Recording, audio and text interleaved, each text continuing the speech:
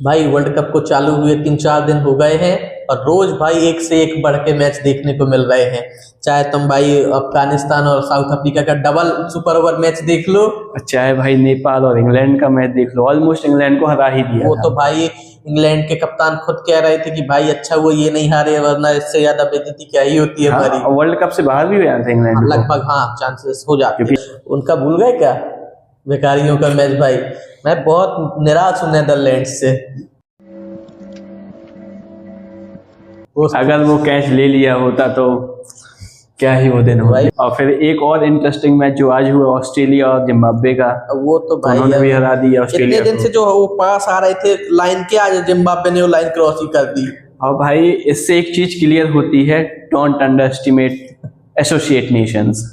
तो भाई ये बहुत बड़ा एक स्टेटमेंट सा दिया है कि जो बड़ी बड़ी टीमें उनके साथ मैच खेलने को मना कर देती थी या बहाने बना देती थी, अब भाई उन्होंने उन्हीं को हरा के या उन्हीं को कंपटीशन दे के बोला है कि भाई कमजोर मत समझो हमें। इससे आईसीसी को एक मैसेज जाना चाहिए कि एसोसिएट नेशंस को भी मैचेस दें ताकि क्रिकेट और इम्प्रूव हो और ग्लोबलाइज हो। वही हाँ, क्योंकि आप बोलते हैं वर्ल्ड कप, आप 6-7 देशों में खेल के उसको वर्ल्ड कप बोलते हैं। ये पहली बार T20 वर्ल्ड कप में 20 टीमें आई हैं, तो वर्ल्ड कप कितना इंटरेस्टिंग हो रहा है।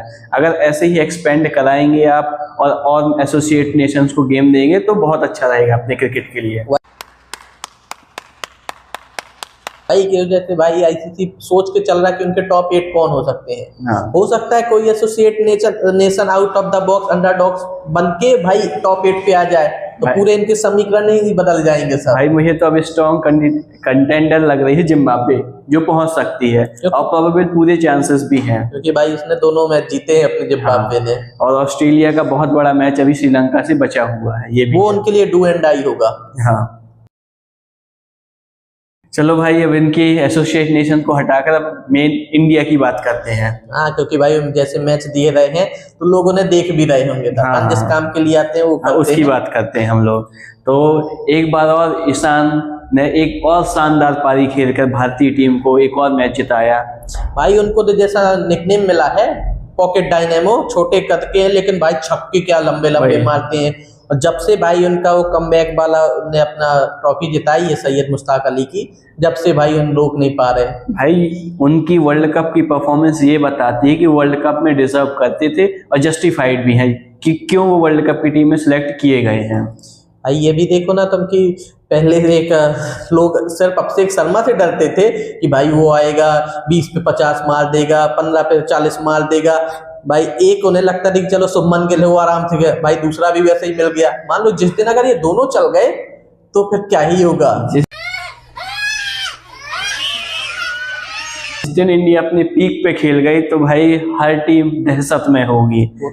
वो तो भाई अभी है नहीं भी, अगर मतलब कुछ लोग का तो भाई ये भी कहना था कि अगर अभिषेक शर्मा नहीं चला तो इंडिया 200 नहीं बना पाएंगे।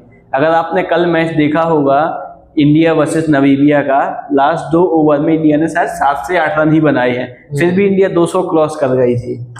वो तो वही भाई के लोग तो कल ब्रॉडकास्टर तो 300 चला रहे थे। हाँ। वो तो पिछला मैच भी जो हुआ था यूएसए से, उसमें भी 300 चला दिया था। उस पे तो अच्छा है कि सूर्य भाव ने बचा लिया था।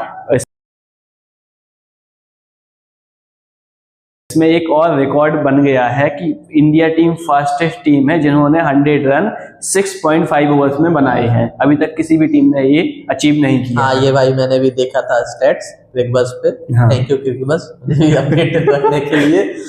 भाई ऐसे ही क्रिकबज़ के स्कोर्स देखिए आप। ये it's not a sponsor video. Paid promotions नहीं है भाई, लोग चाहते हैं कि हमें पेड प्रमोशन मिल जाए जल्दी।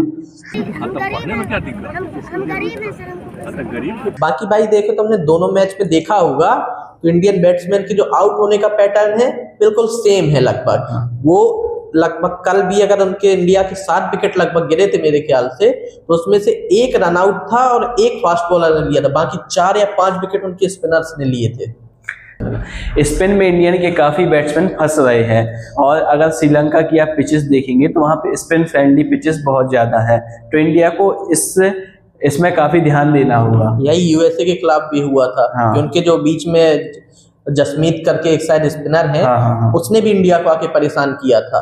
और नामीबिया की कप्तान ने ही बहुत अच्छी बॉलिंग की, उन्होंने ऐसी बॉलिंग भी की, आप समझ गए, if you know you know. तो ऐसी भी की, ऐसी भी की, वही, पीछे से भी की, पीछे आगे से भी की, हर रोक के भी जगह की, से। रोक के भी की।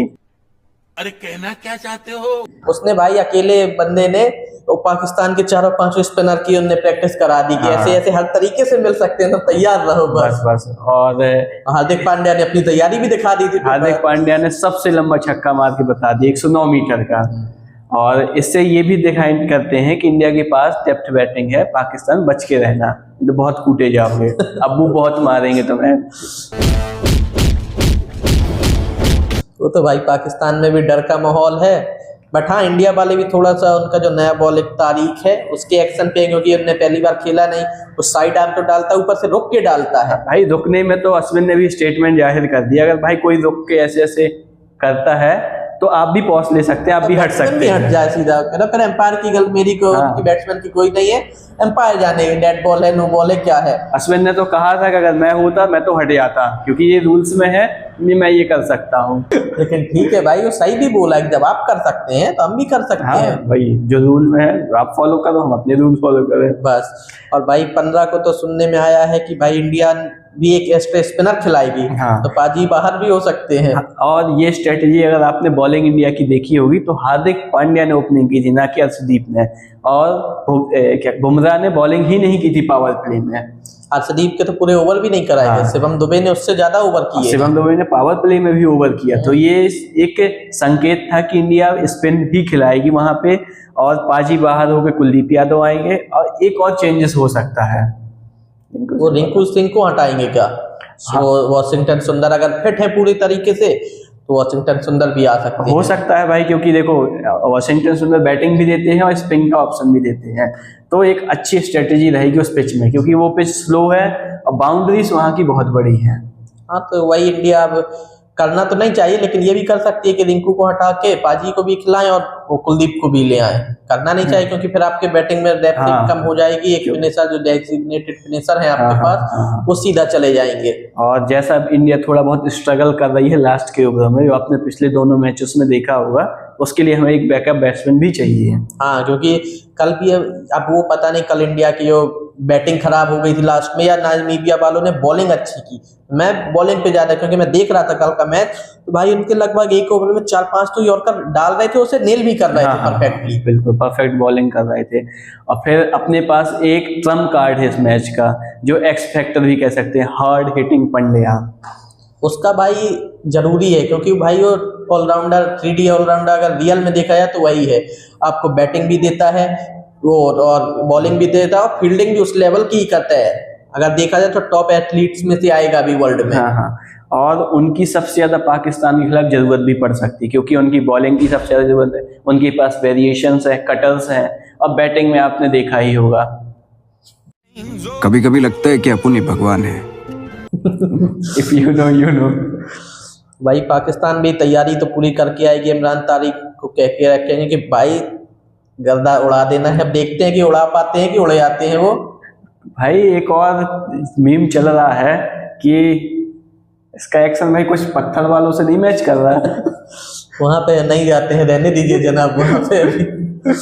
और वो एक वहाँ यूट्यूब पे चला करता है पाकिस्तान का पॉडकास्ट, उसमें मोहम्मद आमिर और अहमद शहजाद ने तो पता नहीं वो उसके मजे लिए हैं या उसे प्रोत्साहित किया है बाबर आजम कि अगर ये 160 प्लस के स्ट्राइक रेट से 50 मार देगा तो मैं पूरी जनता को खाना खिलाऊंगा। भाई मोहम्मद आमिर ने तो ये भी कह दिया कि मैं अपना रिटायरमेंट वापस ले लूंगा अगर उसने 50 प्लस रन 150 प्लस के स्ट्राइक रेट से बनाए। वही भाई चलता हो दुआओं में याद रखना मेरे जिक्र का तेरा बाबर आजम पे भाई हजारों लोगों के खाने पीने का जुगाड़ की वो है। भाई वहाँ की जनता यही कहे ना करे जनाब, ना करे जनाब, हमें फिर मार घल्ली है। वहाँ की जनता मोहम्मद शहजाद से ऐसा बोल रही होगी कि यही लोग हैं जो पहले सपने दिखाते हैं फिर कहते हैं कि अब ऐसा नहीं हो सकता है। सपना टूटा है तो दिल कभी जलता है। तो बच के रहना पाकिस्तान वालों, क्योंकि अब्बू बहुत मारने आएंगे, अब्बू बहुत मारेंगे और तुम मार खाओगे। तो वही उनने अभिषेक शर्मा को बैठाया तो ईशान किशन नहीं रुक रहा है भाई। भाई संजू सैमसन की अगर पारी आप देखेंगे फुल इम्पैक्ट पारी, भाई जो उसने भाई पहला शॉट मारा था कोई नहीं कह सकता कि भाई ये बंदा आउट ऑफ फॉर्म है। हाँ। लग रहा था कि इससे ज्यादा तो कोई फॉर्म में ही नहीं है, बिल्कुल क्या परफेक्ट स्ट्रेट ड्राइव था। ये बताता है कि इंडिया की बैटिंग लाइनअप कितनी स्ट्रांग है, हर बैकअप प्लेयर भी फॉर्म में ही है। वही तो किसी को अंडर एस्टिमेट मत करिए, जब जरूरत पड़ेगी तो सब अपना दिखाएंगे जलवा, क्योंकि हम एक देश है, हम एक देश के लिए खेलते हैं। We proud to be an Indian. Bharat माता की जय। जय, वैसे ही हम जय करेंगे। 15 को भी यही होगा, तुम लोग देखते जाना। लाइक शेयर कमेंट और सब्सक्राइब करिए इस वीडियो को, प्यार पहुंचाइए।